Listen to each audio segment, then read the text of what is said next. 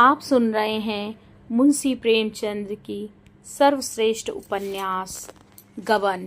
अध्याय 24। एक महीना गुजर गया।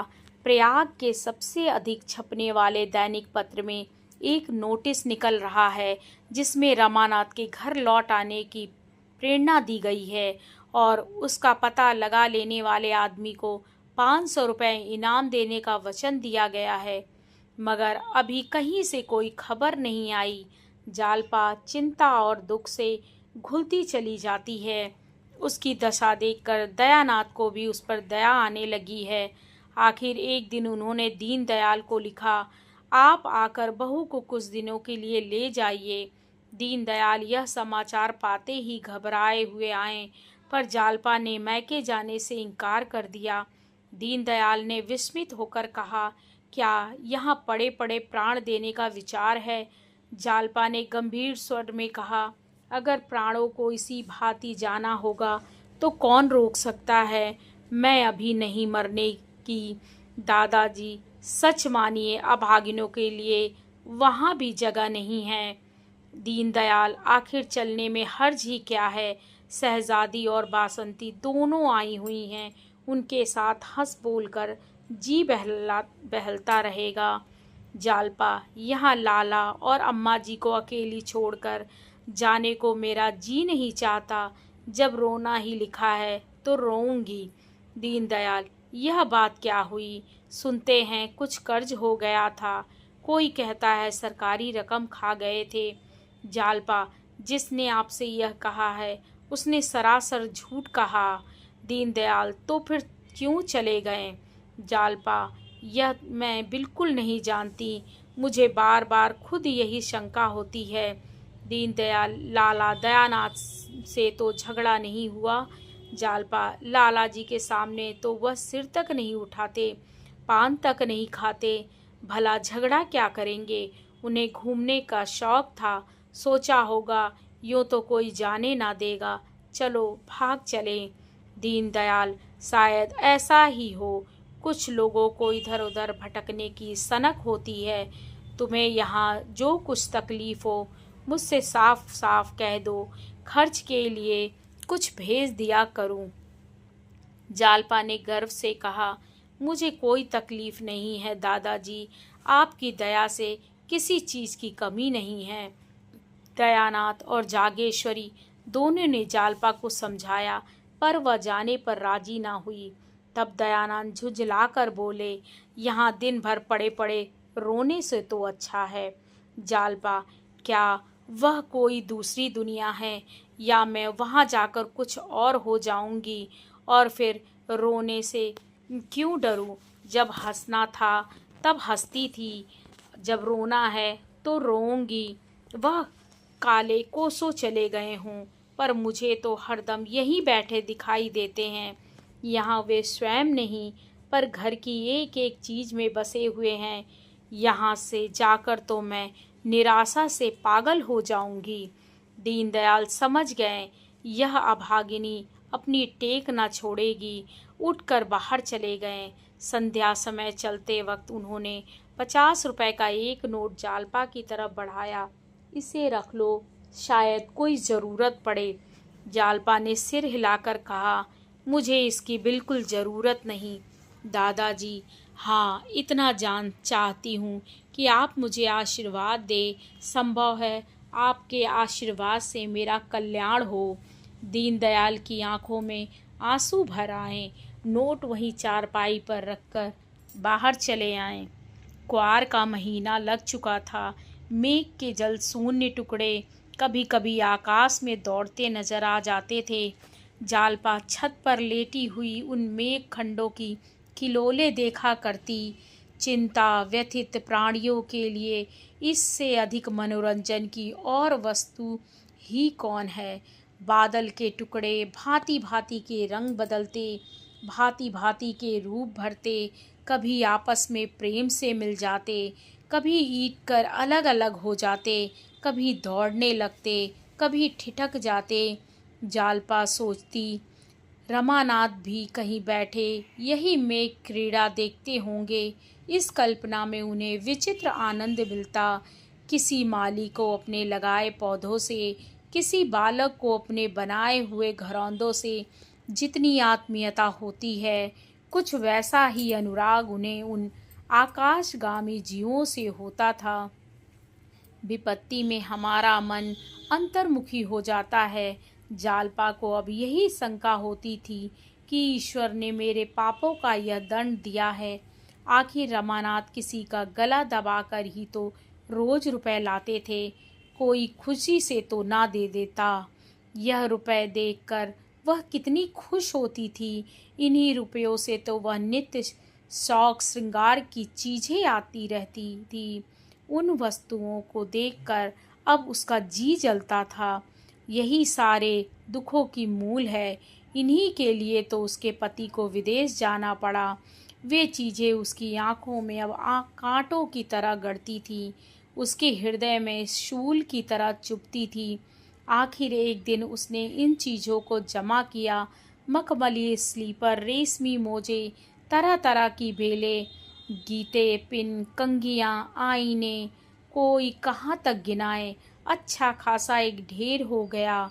वह इस ढेर को गंगा में डुबा देगी और अब से एक नए जीवन का शुरुआत करेगी।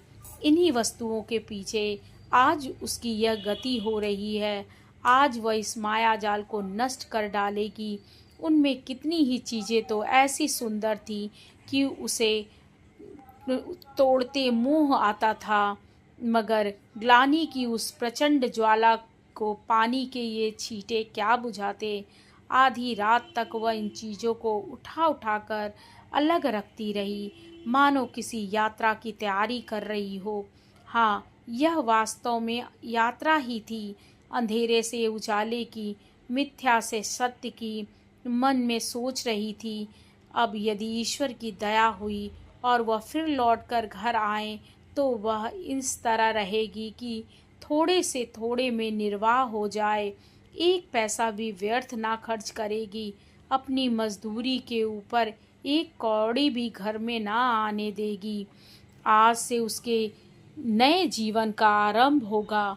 ज्यों ही 4 बजे सड़क पर लोगों के आने जाने की आहट मिलने लगी, जालपा ने बैग उठा लिया और गंगा स्नान करने चली गई। बैग बहुत भारी था। हाथ में उसे लटकाकर 10 कदम भी चलना कठिन हो गया। बार बार हाथ बदलती थी। यह भय भी लगा हुआ था कि कोई देख ना ले। बोझ लेकर चलने का उसे कभी अवसर ना पड़ा था। इक्का वाले पुकारते थे पर वह इधर कान न देती। यहाँ तक कि हाथ बेकाम हो गए तो उसने बैग को पीठ पर रख लिया और कदम बढ़ाकर चलने लगी। लंबा घूंघट निकाल लिया था कि कोई पहचान ना सके। वह घाट के समीप पहुंची तो प्रकाश हो गया था। सहसा उसने रतन को अपनी मोटर पर आते देखा। उसने चाहा सिर झुकाकर मुंह छिपा ले, पर रतन ने दूर से ही पहचान लिया। मोटर रोककर बोली, कहाँ जा रही हो बहन? यह पीठ पर बैग कैसा है? जालपा ने घूंघट हटा लिया और निशंक होकर कहा, गंगा स्नान करने जा रही हूँ। रतन, मैं तो स्नान करके लौट आई, लेकिन चलो तुम्हारे साथ चलती हूँ। तुम्हें घर पहुँचाकर लौट जाऊंगी। बैग रख दो। जालपा, नहीं नहीं, यह भारी नहीं है, तुम जाओ, तुम्हें देर होगी, मैं चली जाऊंगी। मगर रतन के ने ना माना। कार से उतरकर उसके हाथ से बैग ले लिया और कार में रखते हुए बोली, क्या भरा है तुमने इसमें? बहुत भारी है, खोल कर देखूं? जालपा, इसमें तुम्हारे देखने लायक कोई चीज नहीं है। बैग में ताला ना लगा था। रतन ने खोल कर देखा तो विस्मित होकर बोली, इन चीजों को कहाँ लिए जाती हो? जालपा ने कार में बैठते हुए कहा, इन्हें गंगा में बहा दूंगी। रतन ने विस्मय पढ़कर कहा, गंगा में? कुछ पागल तो नहीं हो गई हो? चलो घर लौट चलो, बैग रखकर फिर आ जाना। जालपा ने दृढ़ता से कहा, नहीं रतन, मैं इन चीज़ों को डुबा कर ही जाऊंगी। रतन, आखिर क्यों? जालपा, पहले कार को बढ़ाओ फिर बताऊं। रतन, नहीं, पहले बता दो। जालपा, नहीं, यह ना होगा, पहले कार को बढ़ाओ। रतन ने हार मानकर कार को बढ़ाया और बोली, अच्छा अब तो बतलाओगी?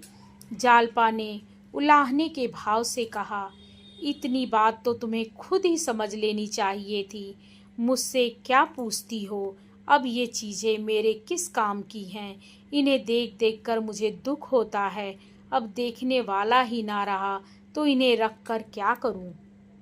रतन ने एक लंबी सांस खींची और जालपा का हाथ पकड़कर कांपते हुए स्वर में बोली, बाबूजी के साथ तुम यह बहुत बड़ा अन्याय कर रही हो।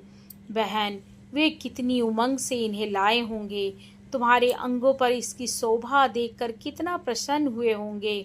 एक एक चीज उनके प्रेम की एक एक स्मृति है। उन्हें गंगा में बहाकर तुम उस प्रेम का घोर अनादर कर रही हो।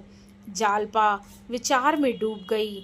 मन में संकल्प विकल्प होने लगा, किंतु एक ही क्षण में वह फिर संभल गई।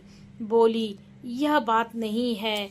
हाँ, जब तक ये चीजें मेरी आंखों से दूर ना हो जाएंगी, मेरा चित्त शांत ना होगा।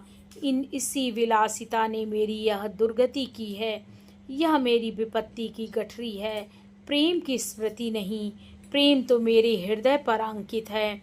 रतन, तुम्हारा हृदय बड़ा कठोर है जालपा। मैं तो शायद ऐसा नहीं कर सकती जालपा, लेकिन मैं तो इन्हें अपनी विपत्ति का मूल समझती हूँ। एक क्षण चुप रहने के बाद वह फिर बोली, उन्होंने मेरे साथ बड़ा अन्याय किया है बहन। जो पुरुष अपनी स्त्री से कोई पर्दा रखता है, मैं समझती हूँ वह उससे प्रेम नहीं करता। मैं उनकी जगह पर होती तो यूं ही तिरदांजलि देकर ना भागती, अपने मन की सारी व्यथा कह सुना देती और जो कुछ करती उनकी सलाह से करती। स्त्री और पुरुष में दुराव कैसा? रतन ने गंभीर मुस्कान के साथ कहा, ऐसे पुरुष तो बहुत कम होंगे जो स्त्री से अपना दिल खोलते हो। जब तुम स्वयं दिल में चोर रखती हो तो उनसे क्यों आशा रखती हो कि वे तुमसे कोई पर्दा ना रखें? तुम ईमान से कह सकती हो तुमने उनसे पर्दा नहीं रखा? जालपा ने सकुचाते हुए कहा, मैंने अपने मन में चोर नहीं रखा। रतन ने जोर देकर कहा, झूठ बोलती हो, बिल्कुल झूठ। अगर तुमने विश्वास किया होता तो वे भी खुलते। जालपा इस आक्षेप को अपने सिर से ना टाल सकी। उसे आज ज्ञात हुआ कि कपट का आरंभ पहले उसी की ओर से हुआ। गंगा का तट आज पहुंचा। कार रुक गई। जालपा उतरी और बैग को उठाने लगी, किंतु रतन ने उसका हाथ हटाकर कहा, नहीं, मैं इसे ना ले जाने दूंगी। समझ लो कि डूब गए। जालपा, ऐसा कैसे समझ लूं? रतन, मुझ पर दया करो, बहन के नाते। जालपा, बहन के नाते तुम्हारे पैर धो सकती हूँ, मगर इन कांटों को हृदय में नहीं रह सकती। रतन ने भौहें सिकोड़कर कहा, किसी तरह ना मानोगी? जालपा ने स्थिर भाव से कहा, हाँ, किसी तरह नहीं। रतन ने विरक्त होकर मुंह उधर फेर लिया। जालपा ने बैग उठा लिया और तेजी से घाट से उतरकर जल तट तक पहुंच गई। फिर बैग को उठाकर पानी में फेंक दिया। अपनी निर्बलता पर यह विजय पाकर उसका मुख प्रदीप्त हो गया। आज उसे जितना गर्व और आनंद हुआ, उतना इन चीजों को पाकर भी ना हुआ था। उन असंख्य प्राणियों में जो इस समय गंगा स्नान कर रहे थे, ध्यान कर रहे थे, कदाचित किसी को अपने अंतःकरण में प्रकाश का ऐसा अनुभव ना हुआ होगा, मानो प्रभात की सुनहरी ज्योति उसके रोम रोम में व्याप्त हो रही है। जब वह स्नान करके ऊपर आई तो रतन ने पूछा, डुबा दिया? जालपा, हाँ। रतन, बड़ी निष्ठुर हो। जालपा, यही निष्ठुरता मन पर विजय पाती है। अगर कुछ दिन पहले निष्ठुर हो जाती तो आज यह दिन क्यों आता? कार चल पड़ी। अध्याय 25। रमानाथ को कलकत्ता आए 2 महीने के ऊपर हो गए हैं। वह अभी तक देवी दीन के घर पड़ा हुआ है। उसे हमेशा यही धुन सवार होती कि रुपए कहाँ से आवें, तरह तरह के मंसूबे बांधता और भांति भांति की कल्पनाएं करता, पर घर से बाहर नहीं निकलता। हाँ, जब खूब अंधेरा हो जाता तो वह एक बार मोहल्ले के वाचनालय में जरूर आता। अपने नगर और प्रांत के समाचारों के लिए उसका मन सदैव उत्सुक रहता। उसने यह नोटिस देखी जो दयानाथ ने पत्रों में छपवाई थी, पर उस पर विश्वास न आया। कौन जाने पुलिस ने उसे गिरफ्तार करने के लिए माया रची हो। रुपए भला किसने चुराए होंगे? असंभव। एक दिन उसी पत्र में रमानाथ को जालपा का एक खत छपा मिला। जालपा ने आग्रह और याचना से भरे हुए शब्दों से उसे घर लौट आने की प्रेरणा दी थी। उसने लिखा था, तुम्हारे जिम्मे किसी का कुछ बाकी नहीं है, कोई तुमसे कुछ ना कहेगा। रमा का मन चंचल हो उठा, लेकिन तुरंत ही उसे ख्याल आया, यह भी पुलिस की शरारत होगी। जालपा ने यह पत्र लिखा, इसका क्या प्रमाण? अगर यह भी मान लिया जाए कि रुपए घर वालों ने अदा कर दिए होंगे, तो क्या इस दशा में भी वह घर जा सकता है? शहर भर में उसकी बदनामी हो गई होगी, पुलिस में इत्तला की जा चुकी होगी। उसने निश्चय किया, मैं नहीं जाऊंगा जब तक कम से कम 5,000 रुपये हाथ में ना आ जाएंगे। घर जाने का नाम ना लूँगा, और रुपए नहीं दिए गए, पुलिस मेरी खोज में है, तो कभी घर ना जाऊंगा, कभी नहीं।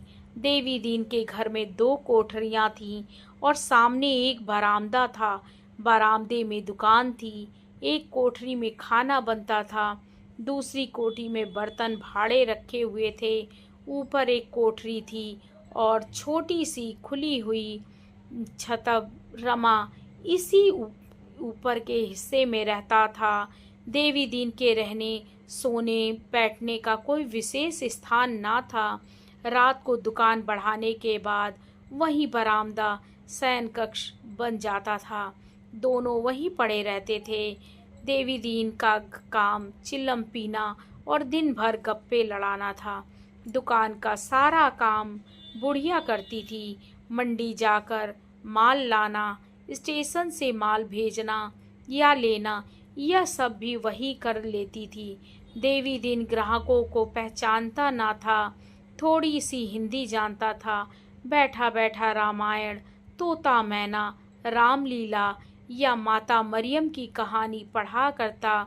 जब से रमा आ गया है, बुढ़े को अंग्रेजी पढ़ने का शौक हो गया है। सवेरे ही प्राइमर लाकर बैठ जाता है और 9-10 बजे तक अक्षर पढ़ता रहता है। बीच बीच में लतीफ़े भी होते जाते हैं, जिनका देवी दीन के पास अखंड भंडार है। मगर जग्गू को रमा का आसन जमाना अच्छा नहीं लगता। वह उसे अपना मुनीम तो बनाए हुए है, हिसाब किताब उसी से लिखवाती है, पर इतने में काम करने के लिए वह एक आदमी रखना व्यर्थ समझती है। यह काम तो वह ग्राहकों से यूं ही करा लेती थी। उसे रमा का रहना खलता था, पर रमा इतना विनम्र, इतना सेवा तत्पर, इतना धर्मनिष्ठ है कि वह स्पष्ट रूप से कोई आपत्ति नहीं कर सकती। हाँ, दूसरों पर रखकर श्लेष रूप से उसे सुना सुना कर दिल का गुबार निकालती रहती है। रमा ने अपने को ब्राह्मण कह रखा है और उसी धर्म का पालन करता है। ब्राह्मण और धर्मनिष्ठ बनकर वह दोनों प्राणियों का श्रद्धा पात्र बन गया सकता है। बुढ़िया के भाव और व्यवहार को वह खूब समझता है, पर करे क्या, बेहयाई करने पर मजबूर है। परिस्थिति ने उसके आत्मसम्मान का अपहरण कर डाला है। एक दिन रमा वाचनालय में बैठा हुआ पत्र पढ़ रहा था कि एकाएक उसे रतन दिखाई पड़ गई। उसके अंदाज से मालूम होता था कि वह किसी को खोज रही है। 20 आदमी बैठे पुस्तकें और पत्र पढ़ रहे थे। रमा की छाती धक धक करने लगी। वह रतन की आंखें बचाकर सिर झुकाए हुए कमरे से निकल गया और पीछे के अंधेरे बरामदे में, जहां पुराने टूटे फूटे संदूक और कुर्सियां पड़ी थीं, छिपा खड़ा रहा। रतन से मिलने और घर के समाचार पूछने के लिए उसकी आत्मा तड़प रही थी, पर मारे संकोच के सामने ना आ सकता था। आह, कितनी बातें पूछने की थी, पर उनमें मुख्य यही कि जालपा के विचार उसके विषय में क्या है।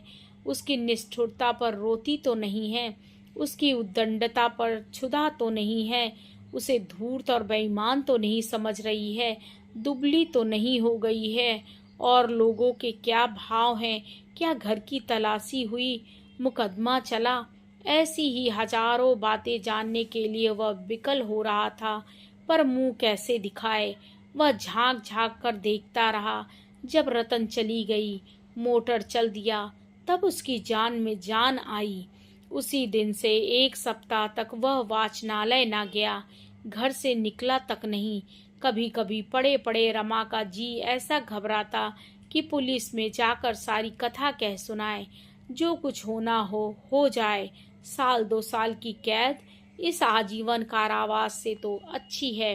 फिर वह नए सिरे से जीवन संग्राम में प्रवेश करेगा, हाथ पांव बचाकर काम करेगा, अपनी चादर के बाहर जौ भर भी पांव ना फैलाएगा। लेकिन एक ही क्षण में हिम्मत टूट जाती। इस प्रकार 2 महीने और बीत गए। पूस का महीना आया। रमा के पास जाड़ों का कोई कपड़ा ना था। घर से तो वह कोई चीज लाया ही ना था। यहाँ भी कोई चीज बनवा ना सका था। अब तक उसके धोती ओढ़कर किसी तरह रातें काटी, पर पूस की कड़क डांते जाड़े लिहाफ या कंबल के बगैर कैसे कटते। बेचारा रात भर गठरी बना पड़ा रहता। जब बहुत सर्दी लगती तो बिछावन ओढ़ लेता। देवी दीन ने उसे एक पुरानी दरी बिछाने को दे दी थी। उसके मन में घर में शायद यही सबसे अच्छा बिछावन था। उस श्रेणी के लोग चाहे 10,000 के गहने पहन ले, शादी ब्याह में 10,000 खर्च कर दे, पर बिछावन गुदड़ा ही रखेंगे। इस सड़ी हुई दरी से जाड़ा भला क्या जाता, पर कुछ ना होने से कुछ होने अच्छा ही था। रमा संकोचवश देवी दीन से कुछ कह ना सकता था, और देवी दीन भी शायद इतना बड़ा खर्च ना उठाना चाहता था। यह संभव है। इधर उसकी निगाह ही ना जाती। जब दिन ढलने लगता तो रमा रात के कष्ट की कल्पना से भयभीत हो उठता था, मानो काली बला दौड़ती चली आती हो। रात को बार बार खिड़की खोल कर देखता कि सवेरा होने में कितनी कसर है। एक दिन शाम को वह वाचनालय जा रहा था कि उसने देखा एक बड़ी कोठी के सामने हजारों कंगले जमा हैं। उसने सोचा, यह क्या बात है, क्यों इतने आदमी जमा हैं। भीड़ के अंदर घुसकर देखा तो मालूम हुआ सेठ जी कंबलों का दान कर रहे हैं। कंबल बहुत घटिया थे, पतले और हल्के, पर जनता एक पर एक टूटती पड़ती थी। रमा के मन में आया, एक कंबल ले लूं, यहाँ मुझे कौन जानता है, अगर कोई जान भी जाए तो क्या हर्ज है। गरीब ब्राह्मण अगर दान का अधिकारी नहीं तो और कौन है। लेकिन एक ही क्षण में उसका आत्मसम्मान जाग उठा। वह कुछ देर वहां खड़ा ताकता रहा, फिर आगे बोला। उसके माथे पर तिलक देखकर मुनीम जी ने समझ लिया, यह ब्राह्मण है। इतने सारे कंगलों में ब्राह्मणों की संख्या बहुत कम थी। ब्राह्मणों को दान पुण्य देने का पुण्य कुछ और ही है। मुनीम मन में प्रसन्न था कि एक ब्राह्मण देवता दिखाई तो दिए। इसलिए जब उसने रमा को जाते हुए देखा तो बोला, पंडित जी कहाँ चले, कंबल तो लेते जाइए। रमा मारे संकोच के गड़ गया। उसके मुंह से केवल इतना ही निकला, मुझे इच्छा नहीं है। यह कहकर वह फिर बढ़ा। मुनीम जी ने समझा, शायद कंबल घटिया देखकर देवता जी चले जा रहे हैं। ऐसे आत्मसम्मान वाले देवता उसे अपने जीवन में शायद कभी मिले ही ना थे। कोई दूसरा ब्राह्मण होता तो 2-4 चिकनी चुपड़ी बातें करता और अच्छे कंबल मांगता। यह देवता बिना कुछ कहे निर्व्याज भाव में चले जा रहे हैं तो अवश्य कोई त्यागी जीव हैं। उसने लपक कर रमा का हाथ पकड़ लिया और बोला, आओ तो महाराज, आपके लिए चोखा कंबल रखा है, यह तो कंगलों के लिए है। रमा ने देखा कि बिना मांगे एक चीज मिल रही है, जबरदस्ती गले लगाई जा रही है, तो वह 2 बार और नहीं नहीं करके मुनीम के साथ अंदर चला गया। मुनीम ने उसे कोठी में ले जाकर तख्त पर बैठाया और एक अच्छा सा दबीस कंबल भेंट किया। रमा की संतोष वृत्ति का उस पर इतना प्रभाव पड़ा कि उसने 5 रुपए दक्षिणा भी देना चाहा, किंतु रमा ने उसे लेने से साफ इनकार कर दिया। जन्म जन्मांतर की संचित मर्यादा कंबल लेकर ही आहत हो उठी थी। दक्षिणा के लिए हाथ फैलाना उसके लिए असंभव हो गया।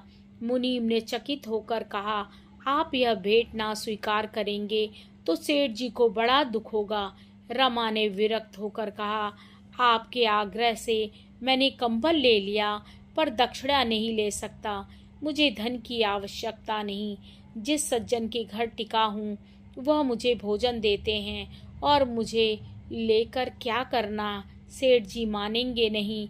आप मेरी ओर से क्षमा मांग लीजिएगा। आपके त्याग को धन्य है। ऐसे ही ब्राह्मणों से धर्म की मर्यादा बनी हुई है। कुछ देर बैठिए तो सेठ जी आते होंगे। आपके दर्शन पाकर बहुत प्रसन्न होंगे। ब्राह्मणों के परम भक्त हैं और त्रिकाल संध्या वंदन करते हैं। महाराज 3 बजे रात को गंगा तट पर पहुंच जाते हैं और वहां से आकर पूजा पर बैठ जाते हैं। 10 बजे भागवत का पारायण करते हैं, भोजन पाते हैं, तब कोठी में आते हैं। 3-4 बजे फिर संध्या करने चले जाते हैं। 8 बजे थोड़ी देर के लिए फिर आते हैं। 9 बजे ठाकुर द्वारे में कीर्तन सुनाते हैं और फिर संध्या करके भोजन पाते हैं। थोड़ी देर में आते ही होंगे। आप कुछ देर बैठे तो बड़ा अच्छा हो। आपका स्थान कहाँ है? रमा ने प्रयाग ना बताकर काशी बतलाया। इस पर मुनीम जी का आग्रह और बढ़ा, पर रमा को यह शंका हो रही थी कि कहीं सेठ जी ने कोई धार्मिक प्रसंग छेड़ दिया तो सारी कलई खुल जाएगी। किसी दूसरे दिन आने का वचन देकर उसने पिंड छुड़ाया। 9 बजे वह वाचनालय से लौटा तो डर रहा था कि कहीं देवी दीन ने कंबल देखकर पूछा, कहाँ से लाए? तो क्या जवाब दूंगा? कोई बहाना कर दूंगा, कह दूंगा एक पहचान की दुकान से उधार लाया हूँ। देवी दीन ने कंबल देखते ही पूछा, सेठ करोड़ी मल के यहाँ पहुँच गए क्या महाराज? रमा ने, कौन सेठ करोड़ी मल? अरे वही जिसकी वह बड़ी लाल कोठी है। रमा कोई बहाना ना कर सका, बोला, हाँ। मुनीम जी ने पिंड ही ना छोड़ा, बड़ा धर्मात्मा जीव है। देवी दीन ने मुस्कुरा कर कहा, बड़ा धर्मात्मा, उसी के थामे तो यह धरती थमी है, नहीं तो अब तक मिट गई होती। रमानाथ, काम तो धर्मात्माओं ही के करता है। मन का हाल ईश्वर जाने। जो सारे दिन पूजा पाठ और दान व्रत में लगा रहे उसे धर्मात्मा नहीं तो और क्या कहा जाए। देवी दीन, उसे पापी कहना चाहिए, महापापी। दया तो उसके पास से होकर भी नहीं निकली। उसकी जूट की मिल है। मजदूरों के साथ कितनी निर्दयता इसकी मिल में होती है और कहीं नहीं होती। आदमियों को हंटर से पिटवाता है, हंटरों से। चर्बी मिला घी बेचकर इसमें लाखों कमा लिए। कोई नौकर 1 मिनट की भी देर करे तो तुरंत तलब काट देता है। अगर साल में 2-4 हजार दान ना कर दे तो पाप का धन पचे कैसे? धर्म कर्म वाले ब्राह्मण तो उसके द्वार पर झांकते भी नहीं। तुम्हारे सिवा वहाँ कोई पंडित था? रमा ने सिर हिलाया, कोई जाता ही नहीं। हाँ, लोभी लंपट पहुँच जाते हैं। जितने पुजारी देखे सबको पत्थर ही पाया। पत्थर पूछते पूछते इनके दिल भी पत्थर हो जाते हैं। इनके 3 तो बड़े बड़े धर्मशाले हैं। मुर्दा है, पाखंडी आदमी, चाहे और कुछ ना करे, मन में दया बनाए रखे, यही 100 धर्म का एक धर्म है। दिल की रखी हुई रोटियां खाकर जब रमा कंबल ओढ़कर लेटा तो उसे बड़ी ग्लानि होने लगी। रिश्वत में उसने हजारों रुपए मारे थे, पर कभी एक क्षण के लिए भी उसे ग्लानि ना आई थी। रिश्वत बुद्धि से कौशल से पुरुषार्थ से मिलती है। दान पौरुषहीन, कर्महीन या पाखंडियों का आधार है। वह सोच रहा था, मैं अब इतना दीन हूँ कि भोजन और वस्त्र के लिए मुझे दान लेना पड़ता है। वह देवी दिन के घर 2 महीने से पड़ा हुआ था, पर देवी दिन उसे भिक्षुक नहीं मेहमान समझता था।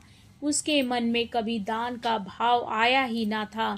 रमा के मन में ऐसा उद्वेग उठा कि इसी दम थाने में जाकर अपना सारा वृतांत कह सुनाऊं। यही ना होगा 2-3 साल की सजा हो जाएगी, फिर तो यूँ प्राण सूली पर ना टंगे रहेंगे। कहीं डूब ही क्यों ना जाए। इस तरह जीने से क्या फ़ायदा। न घर का हूँ न घाट का, दूसरों का भार तो क्या उठाऊंगा। अपने लिए दूसरों का मुंह ताकता हूँ। इस जीवन में किसका उपकार हो रहा है। धिक्कार है मेरे जीने को। रमा ने निश्चय किया, कल निशंक होकर काम की टोह में निकलूंगा। जो कुछ होना है हो। आगे की कहानी अगले पार्ट में।